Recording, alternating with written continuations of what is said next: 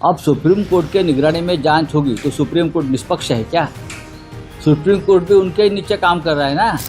जिस तरह से अयोध्या जो है एक तीर्थ क्षेत्र रहा, राम की अयोध्या रही, उसका अब अंडरवर्ल्ड बन गया है। जो मुंबई में अंडरवर्ल्ड है ना, ब्रजभूषण शरण सिंह जैसे जो नेता है जो कभी किसी को डरते नहीं, वो नेताजी ने भी कहा कि मुझे डर लगता है नाम लेने। देखिए, कांग्रेस पार्टी की नहीं, फिर पूरी देश की भावना है।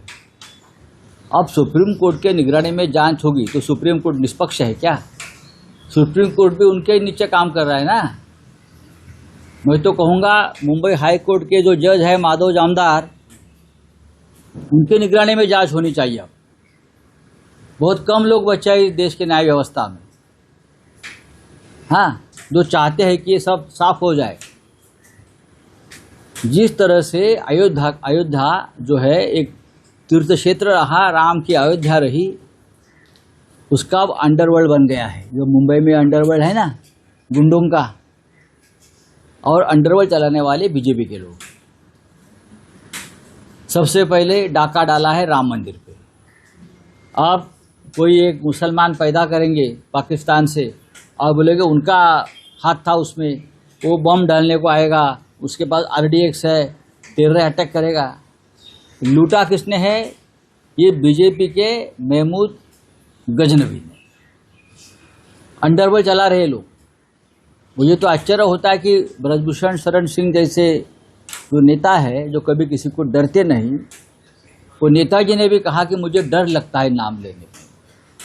वो जो अपने आप को भगवान मानने वाले बागेश्वर बाबा बोलते हैं, मुझे भी डर लगता है, मेरी हत्या हो जाएगी अगर मैंने नाम लिया तो।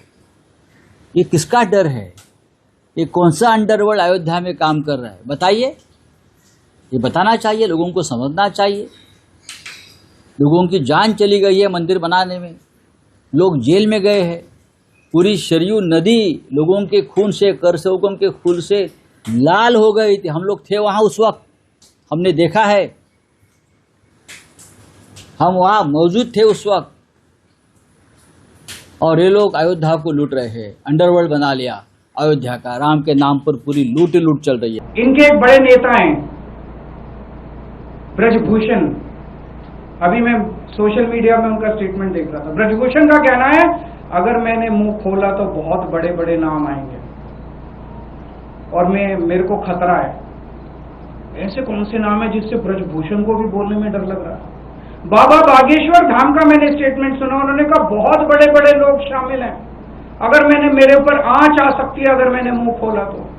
इतने देश के ताकतवर और इतने बड़े लोग नाम लेने से डर रहे हैं, तो इसमें ये 8 लोग जिनको गिरफ्तार किए तो आंख में धूल झोंक रहे हैं, असली लोग तो कोई और है। जिनको पकड़ा गया वो तो सिर्फ प्यादे हैं। तो मैं प्रधानमंत्री जी से पूछना चाहता हूं, प्रधानमंत्री जी, इस देश की जनता जानना चाहती है कि आप किसको बचा रहे हो और क्यों बचा रहे हो और आपकी क्या मजबूरी है? देश के करोड़ों करोड़ों लोगों की आस्था उसको ठेस पहुंची है। श्री राम मंदिर में चढ़ावे की चोरी हुई है, अब ये सब लोग मान रहे हैं, पर क्या असली दोषियों को, बड़े लोगों को, जो बड़े बड़े प्रभावशाली ताकतवर लोग इसमें शामिल हैं, उनको सजा मिल पाएगी? उनकी गिरफ्तारियां होंगी? क्या उनके खिलाफ एक्शन होगा? मैं देख रहा था टीवी पे कुछ एंकर हर बात पे ये कह रहे हैं कि मोदी जी हैं, मोदी जी किसी को छोड़ेंगे नहीं, मोदी जी किसी को बख्शेंगे नहीं। मैं लोगों से पूछना चाहता हूं कि क्या आपको भी भरोसा है कि मोदी जी असली चोरों को सजा दिलवा पाएंगे?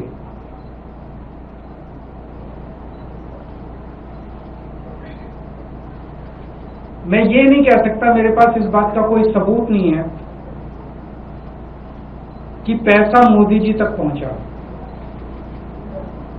इस पे मैं कोई टिप्पणी नहीं करूंगा, लेकिन पूरा घटनाक्रम ये जरूर दिखाता है कि मोदी जी ने पूरे मामले को रफा दफा करने, उसको ढकने और दोषियों को बचाने में कोई कसर नहीं छोड़ी है।